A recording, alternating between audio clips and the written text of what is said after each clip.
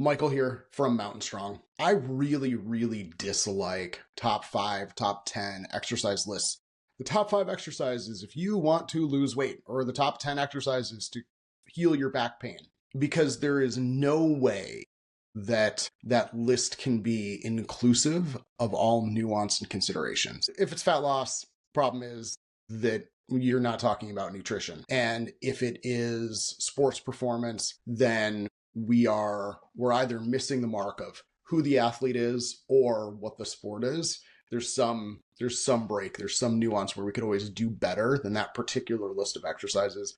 Back pain, problem compounds tremendously. But that said, let's try this. Top 5 exercises for your best ever ski and snowboard season. This comes from 8 years of running Powder Strong at Mountain Strong and Wasatch Fitness Academy here in Salt Lake City, running it both in our facility and also online. And this list has changed, right? The way that we run this program, it has evolved over 8 years. And to be frank, if it hasn't evolved over 8 years, I think we made a mistake. I think we're missing opportunities because nuance. So top 5 exercises, though, that some version of which should probably belong in your ski, snowboard, winter sport, heck, year-round conditioning programs. I'll give you reasons for all 5. The first one, some plyometric work.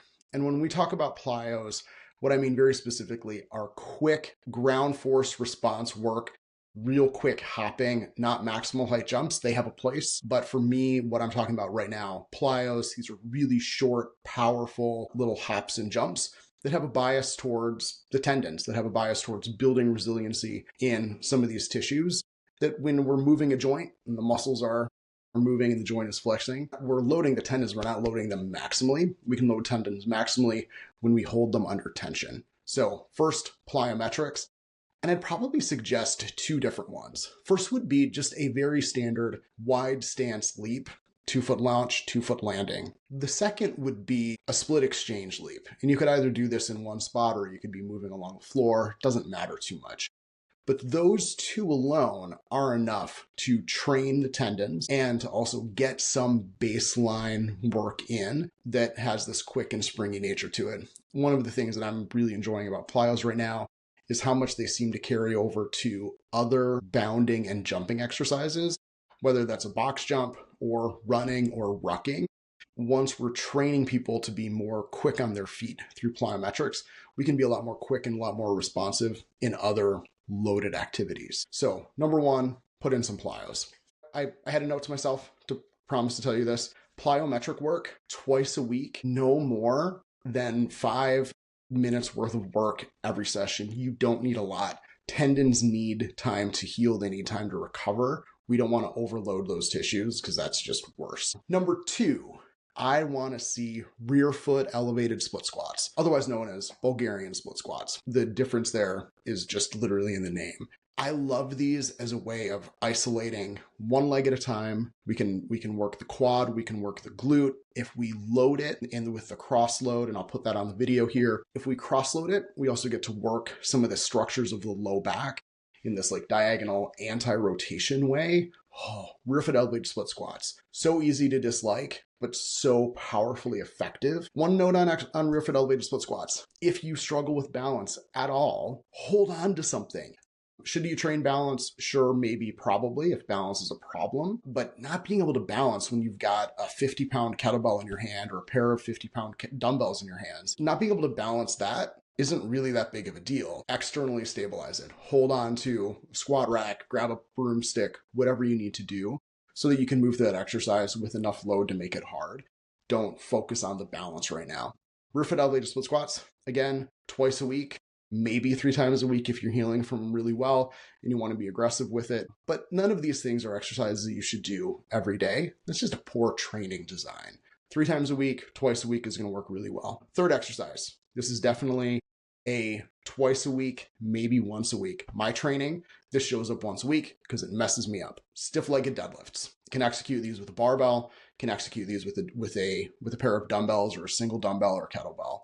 You are going to put a little bit of a bend in the knees and you're going to push your butt back. Your job is to close the angle of your hips as much as you can so your butt's going to stay up. It's not going to come down. We're not trying to make it into a squat knee bend type of pattern. Knee bend is great. Squats are great. That's not what our stiff-legged deadlift is for. Go heavy enough with these that you're not doing more than about 12 reps, and start with 1 or 2 sets a week. I did 1 set yesterday and my hamstrings are still feeling it, right? If that's enough load for you, if that's enough volume for you, then work with that. Stiff-legged deadlifts.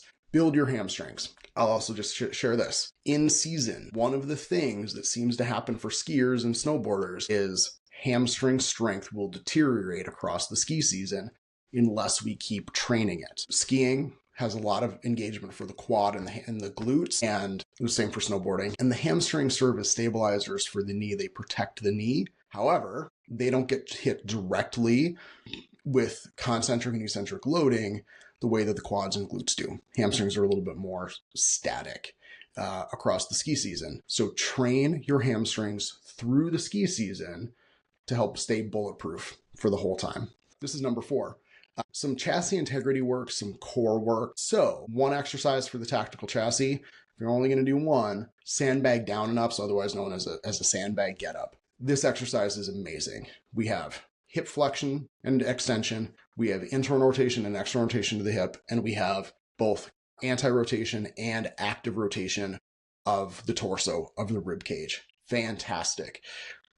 Sandbag down and ups, you could do these twice a week. You could do these 3 days a week. Ideally, you put some other ab work in here as well. But again, this is a list of just 5, so I'm trying to stay true to that. But your sandbag down and ups, major points, use some momentum on the way up, but move with control and consistency at all times. Because you are moving yourself loaded vertically through space, if you don't have a lot of experience with movements like this, go slow and start light. Learn the movement pattern. If you never feel your abs off of sandbag down and ups, but you're getting faster and you're using heavier weight and you're doing more reps, you're doing everything right. Sets of 2 to 5 work really well.